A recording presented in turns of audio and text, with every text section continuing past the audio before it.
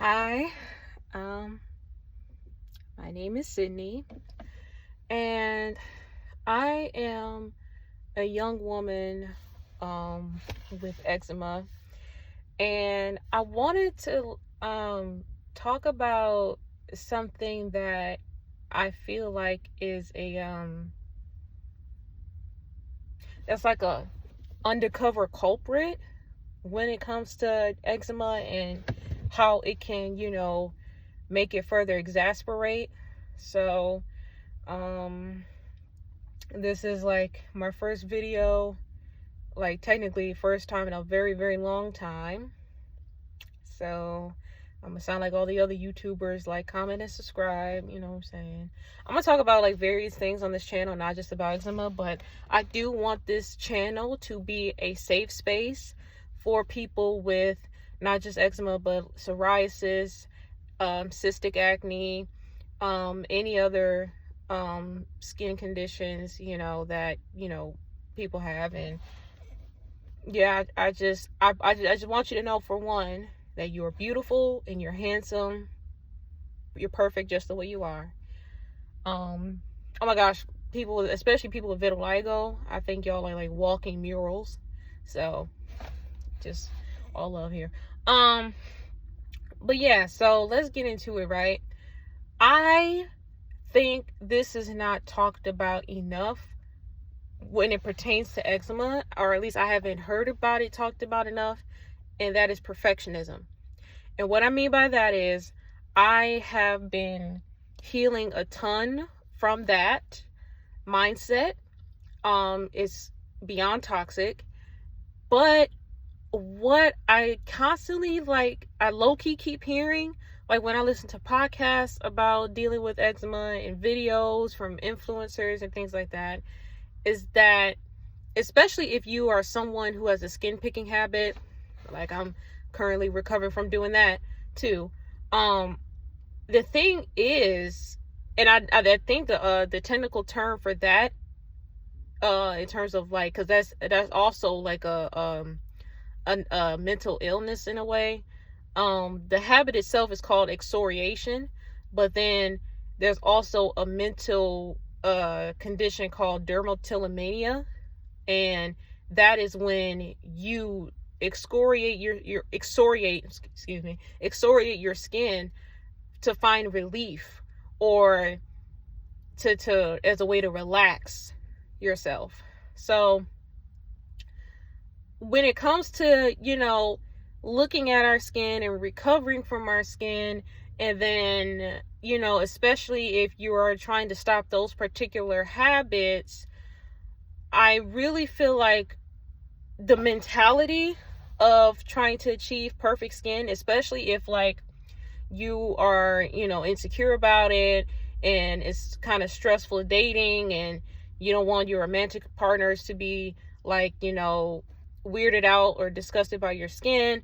That's also, comes into play with how we view our skin. And then what was talked about enough is how whatever we feel about our skin, it impacts the way our skin looks, and how eczema will continue to be on our skin instead of it healing and soothing. So what I mean by that is, to go deeper with it and to be very nerdy and medical about it, is that whatever causes you stress will cause inflammation on the inside of you, to then have that inflammation show up externally on the outside of you, be it arthritis, be it eczema, be it acne. Whatever is causing you inflammation on the inside will show up on the outside. And then on top of that, stress kills. This is why I don't even believe that there's good stress anymore, because the harmful effects that it does on the body, none of that is good. None of it's good. And when it comes to perfectionism, you're constantly stressed out, because if the conditions are not perfect, you go haywire. And I call it also the perfectionist panic, where the conditions are not right at all, and you are looking at, dotting every I and crossing every T, and then the next thing you know, it's something, just one little thing goes wrong, and you go insane. Now, how perfectionism and eczema, can go hand in hand is that I'm hearing just in the eczema warrior community, like, of people going to medical professionals, and shout out to the Eczema podcast with Abby on Spotify. I hear there was one episode where I believe he was like he was some kind of medical professional. I don't know if he was a psychologist. I can't remember, but he was also talking about how when people skin pick, they are frustrated with themselves, and they don't give themselves the grace to, take it day by day and stopping the habit. And it's like, well, you've done it for years, so you're not going to just quit overnight. You know what I'm saying? It's something that takes time to recover. So there's the perfectionist aspect in that. It's just like, I can't stop picking my skin. I don't know why I can't stop. It's like, well, you've done it this is routine. This is second nature. So it takes, old habits die hard. So it's going to take some time to break that habit down. But then there's also, this is also, my issue I'm currently overcoming, is just the way that, like, you just walk around in public and, you have your arms out, you have eczema on your arms or on your hands, or if you're wearing shorts or a dress and it's on your legs or something like that, you wear sandals, it's on your feet, and you're worried about the stares, right? You're worried about what people would think. You're worried about, like, oh my gosh, like, is that contagious? That, judgmental BS. It's really hard dealing with a skin condition that you just feel like you can't control. And so it's just even that aspect of just feeling like you just can't control it, you can't manage it. That's what I dealt with when I was younger. Just being able to just finally get some semblance of control was so hard. And that was what stressed me out and then exasperated my condition more than I realized. Right? Then it definitely wouldn't help going to the dermatologist, and they're like, oh my God, it's so severe. Oh my God, it's all, oh, she's covered. It's all over. And, my condition, it is mild to, I feel like mild to moderate, but severe eczema is when someone is completely covered to the point where you can't even see their original skin tone. That's not me. That's just not me. So, yeah. And then I've also, had to go through I've been doing a holistic approach, because I get more revelation on how to take care of my skin than just medically speaking, going to a dermatologist and they just throw an ointment at me like a bone to a dog. But, it's another thing. And again, shout out to the Eczema podcast. One woman was a guest speaker on there, and she said, the brain is made of the same material as your skin. So whatever is going on in your brain, it will show up on your skin. For me, I've seen the difference in my skin personally. Now, in all transparency, I have been trying like the semi-viral cream that's called The Ocean Healed My Eczema. I've been trying that, and I'll be sharing a review on that soon on TikTok and YouTube. Follow me on TikTok, Sydney Sarah, same name.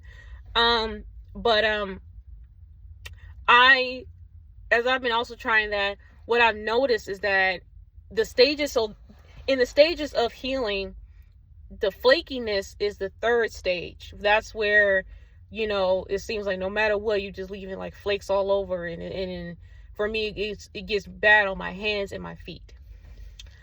And then after the flakiness stage is the remodeling stage. That's where the new skin comes in, the skin cells start to, it's like you see them start to like connect and bind together, and then that's when you are starting to see it like start you brightening up, your dark spots start brightening up, and then you have even healthy skin again.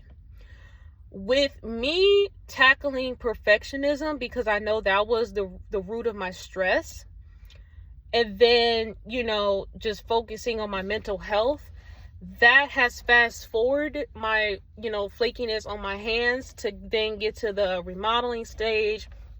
Obviously, I need some brightness to happen, but that has fast forwarded the flakiness stage for me.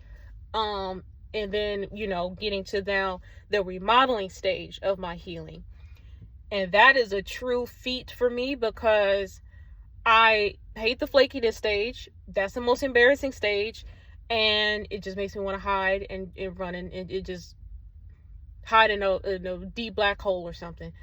But I digress. I just feel like we need to talk more about the way mental health can tie into the worsening of whatever condition you have on your skin. Because we can try all these different products all day long. We can have different dietary changes all day long. We can even switch doctors all day long. The one thing, I even think this contributes to nighttime itchiness in a way, but I know environmental factors play into that. But even still, like, just being able to just relax and rest at night, deeply rest. We need to talk about like I feel like, again, it's the underlying culprit, which is perfectionism. And I'm gonna end with this. I saw a Reddit page about it too, like a long time ago, and people with eczema were just talking about their skin, but it was like eczema, but people in relationships with eczema. So, or I'm sorry, people that are in relationship with somebody that has eczema. Yeah. But there was one guy that had such a touching story. I just will never forget it. He had a touching story of how, he hated and was embarrassed by his eczema, and then his wife, gave him the space that he needed. But there was one day where, like, she just had enough, and she just kissed her man all over, and she was just like, I don't care, I love you. I love you. You're not defined by this. And that's something we have to tell ourselves as eczema warriors. We're not defined by this skin condition. And there was another comment under that story that's like, I think we're just so tied up into having the perfect skin that we are creating like emotional toxic cycles within ourselves. One of the biggest breakthroughs I have understood via therapy and getting healing from God and healing my inner child is that it's important to have safe spaces around you, but are you a safe space within yourself? I'm going to say it again. It's important to have safe spaces around you, but are you a safe space within you? Because that matters. That matters greatly.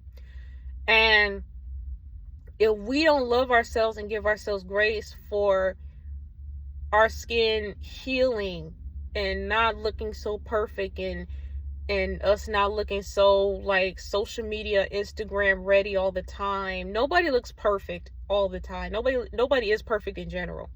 But nobody looks good all the damn time. That's just not reality. That's just unrealistic. And we also have to dissect more on where do these beliefs come from that make us so insecure within ourselves having this skin condition. Because as we go through life, we just, I don't know about you, but I just feel like I find myself seeing like, okay, there's bigger fish to fry here than my skin. Like, it really will be okay. You know, what on the inside of us makes it so big of a deal? Like, for me, eczema was like this monster I could never get away from. Oh my God. And it has taken me years to finally start to conquer it, and that giant becoming smaller and smaller and smaller and smaller. So, I mean, I can only hope and pray, you guys watching, that the same will happen for you. Especially if, you a baby, you in middle school, high school, you're a teenager. I know puberty and adolescence can really like take a toll on one's self-esteem. So I'm sending you all the love and the grace in the world. And again, you're perfect just the way you are. We have these conditions for a reason, right? And it takes a lot to no longer hate the way you were born, But yeah, I just wanted to give food for thought. I feel like this connection is not talked about enough. It has been one of the biggest breakthroughs in my life personally. A huge revelation. So, yeah. I hope this was informational, revelatory, and all of the above, and I'll see you in the next video. Bye.